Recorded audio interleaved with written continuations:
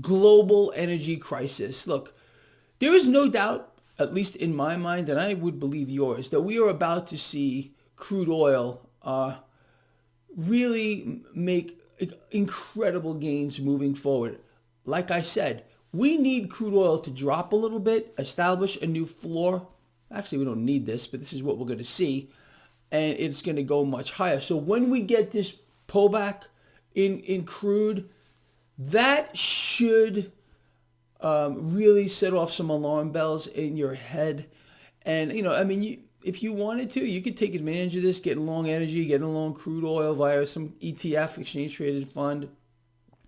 We'll talk more about that later on. But I sincerely believe, and it looks to me that the possibility of a global energy crisis is very, very high. Now, again, think about what I'm talking about.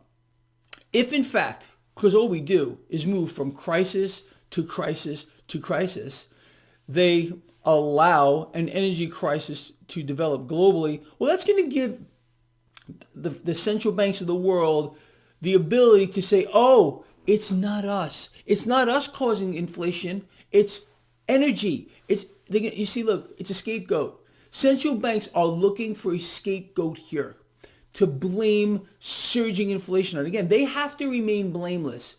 When was the last time, really, that you heard one of our loving, caring politicians point their finger at the Federal Reserve and say they're the root cause? They're the ones creating all this inflation. They've been deliberately inflating people on an epic scale since the meltdown of 2008. It has never stopped.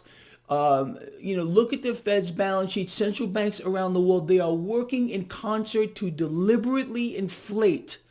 So they need a scapegoat. What better scapegoat than surging energy prices to keep people distracted, to keep their eye off the ball? You understand?